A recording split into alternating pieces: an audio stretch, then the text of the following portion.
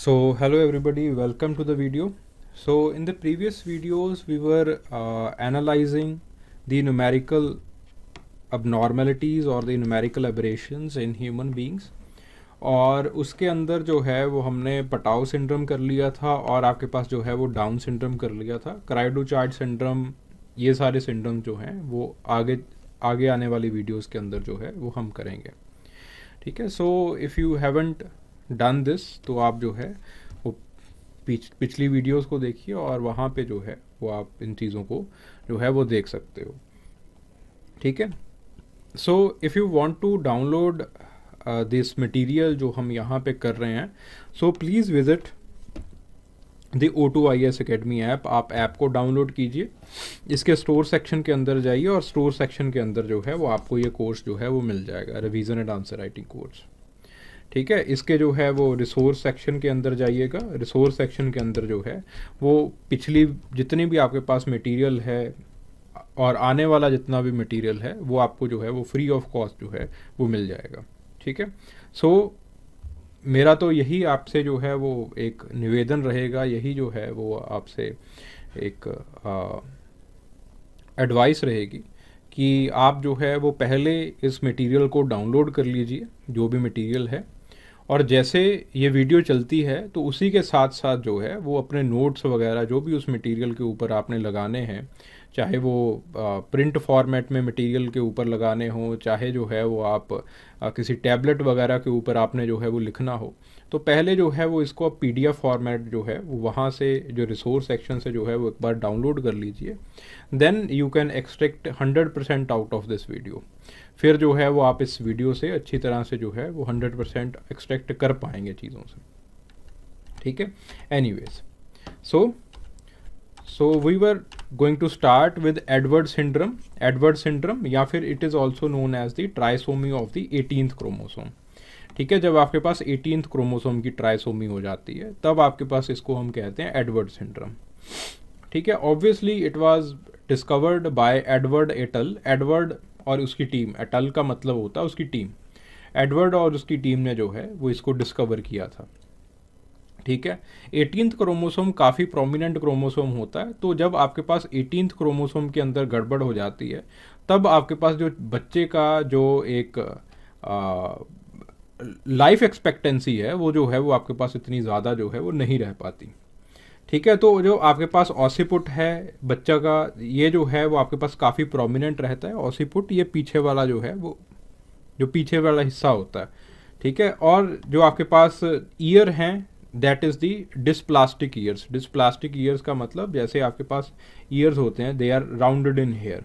ठीक है, उसका जो है वो जो शेप है वो खराब हो जाता है। डिस्प्लास्टिक जो आपका शेप है ईयर का वो खराब हो गया। जो हाथ हैं वो क्लेंच्ड होते हैं। ठीक है, इस तरह से मुट्ठी जो है वो बंधी हुई होती है। मुट्ठी बंधने का कारण क्या है कि जो सिग्नल क्रीज है वो डीपन हो जाती है इसके अंदर। जो हील्स हैं वो काफ़ी प्रोमिनेंट होती हैं, पीछे की तरफ होती हैं। जो आपके पास बिग टो है वो डाइवर्जेंट होता है, और जैसे यहाँ पे देख रहे हैं इट इज़ डाइवर्जेंट। जो आपके पास चेस्ट है it is shielded, wide chest होती है। निप्पल्स हैं, वाइड निप्पल्स हैं। और जो स्टर्नम है ये वाला जो पार्ट है, ठीक है, जो आपके पास this part it is short. ठीक है, देन आपके पास जो है वो माउथ स्मॉल होता है, जॉ छोटा रह जाता है। नेक जो है वो काफ़ी स्मॉल होती है। In some cases there is webbed neck, webbed neck के केसेस भी दिखाई देते हैं। ठीक है, so the frequency is 1 in 2200 आपके पास, और 2200 लाइफ बर्थ। 95% जो है वो आपके पास जो है वो दे गेट अबॉर्टेड, वो आपके पास अबॉर्ट हो जाते हैं। और आपके पास जो है वो आपके पास जो लिविंग हैं, जो बच्चे जिंदा भी जो अबॉर्ट भी नहीं होते, जो 5% बच्चे बच भी जाते हैं, वो कभी भी जो है वो 10 ईयर से ज़्यादा जो है वो उनकी लाइफ एक्सपेक्टेंसी जो है वो नहीं होती। ठीक है, because 18th chromosome it is a very prominent chromosome.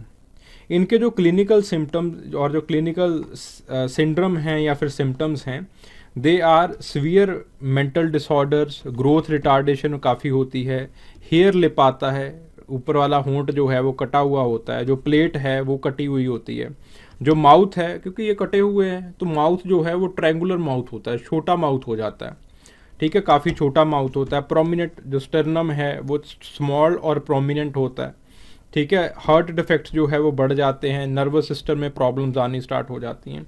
So these are very severe symptoms, काफ़ी सीवियर सिम्टम्स होते हैं। डाइटरी जो उनका पूरा डाइजेस्टिव सिस्टम है वो ख़राब होता है, ब्लॉकेजेस होती हैं, बच्चा प्रॉपरली खाना नहीं खा पाता, ठीक है। तो वैसे जब आपके पास डिफेक्ट्स आ जाते हैं तो 10 साल से ज़्यादा जो है वो आपके पास लाइफ एक्सपेक्टेंसी बच्चों की जो है वो नहीं हो पाती, ठीक है। तो आपके पास जो है इसको डायग्नोज कैसे किया जाता है, with the help of the amniocentesis. Amniocentesis से और क्रोनिक विली सैम्पलिंग से जो है वो इसका जो है वो डायग्नोसिस जो है वो किया जा सकता है। और आपके पास जो इसका क्रायोटाइपिंग है दैट इज़ 47। 47 क्यों? क्योंकि हम ट्राइसोमी की बात कर रहे हैं।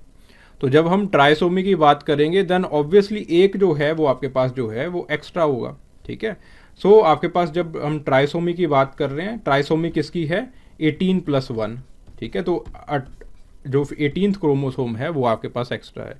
If you are not getting what is trisomy, पीछे जाइए, वहाँ पे जो है वो आपको पता चल जाएगा। न्यूमेरिकल ऑपरेशंस, स्ट्रक्चरल ऑपरेशंस के अंदर हमने ट्राइसोमी के बारे में जो है वो पढ़ा था, ठीक है। So this is how you have to write the answer. तो ये सारी चीज़ें जो है वो आपके लिए इंपॉर्टेंट हो जाती हैं, ठीक है। Now the question time. Right a short note on Edward syndrome. Edward syndrome के ऊपर शॉर्ट नोट लिखिए।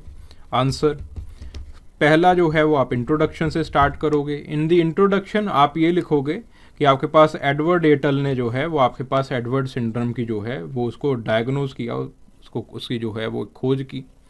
फिर उसके बाद जो है वो आपके पास लिखोगे कि जो फ्रीक्वेंसी है इट इज़ 1 in 2200, ठीक है। वेयर द 95% जो है दे गेट अबॉर्टेड, उनका नेचुरली अबॉर्शन हो जाता है, बच्चे सर्वाइव ही नहीं कर पाते। और आपके पास जो एज है वो जो है वो जो बच्चे 5% जो बच्चे सर्वाइव भी कर गए हैं उनकी एज जो है वो 10 साल से जो है वो आपके पास ज़्यादा की नहीं हो पाती है, ठीक है। तो आपके पास जो है then it starts the body part. The start with the clinical symptoms. आप जो है वो क्लिनिकल सिम्टम्स से शुरू कीजिए। सो जो भी हमने क्लिनिकल सिंड्रोम जो है वो किए हैं, अगर आप डायग्राम बना सकते हैं, ड्राइंग अच्छी है तो डायग्राम बना दीजिए। अगर जो ड्राइंग नहीं अच्छी, डायग्राम नहीं बना सकते तो रहने दीजिए, कोई दिक्कत वाली बात नहीं है, ठीक है। फिर जो है ट्राई राइटिंग, आपके क्लिनिकल सिंड्रोम्स लिख लिए। क्लिनिकल सिंड्रोम्स के बाद जो है वो आप लिखिए कि आपके पास जो है वो इसकी डायग्नोसिस कैसे किया जा सकता है, how it can be diagnosed. So दो तरीके हैं डायग्नोसिस करने के, एक है आपके पास क्रोनिक विली सैम्पलिंग और एक जो है वो आपके पास जो है the second thing it is the amniocentesis. Amniocentesis से जो है वो आप डायग्नोसिस कर सकते हो, ठीक है। एंड देन आपके पास जो है you have the genetic counselling. Genetic counselling वाला एक पार्ट अगर आप लिखना चाहते हो यू कैन राइट, ठीक है। तो वो जो है जेनेटिक काउंसलिंग के अंदर जनरली जो है वो लोगों को कह दिया जाता है कि बच्चा, क्योंकि सर्वाइव करने के चांसेस एडवर्ड सिंड्रोम में काफ़ी कम रहते हैं, ठीक है। तो जेनेटिक काउंसलिंग के अंदर जो है वो आप जो है वो अगर बच्चा हो भी जाता है तो आपके पास जो है वो चार्ट्स बना के जो है वो दे दिए जाते हैं कि दीज आर द, ये जो है वो आपके पास क्योर के तरीके। खैर क्योर तो क्या ही होगा, तो आपके पास जो डाइटरी चार्ट्स वगैरह जो हैं, लिक्विड डाइट क्या देनी है एक्सेट्रा एक्सेट्रा, उसके जो है वो एक चार्ट बना के जो है लोगों को दे दिया जाता है ताकि लोग जो पेरेंट्स हैं वो अपना जो है वो बजट एक्सेस जो है वो असेस कर सकें कि क्या बजट होगा। देन कंक्लूजन, फिर जो है वो आप जो है वो अपना कंक्लूजन लिख सकते हो, ठीक है। So this is how you have to write. इस तरह से जो है वो आपको जो है वो अपना आंसर जो है वो लिखना है। So please write this answer and you can send it in here. यहाँ पे जो है वो आप भेज सकते हो आंसर को, ठीक है। So I hope this video it was worth your time, it was worth watching. Thank you very much.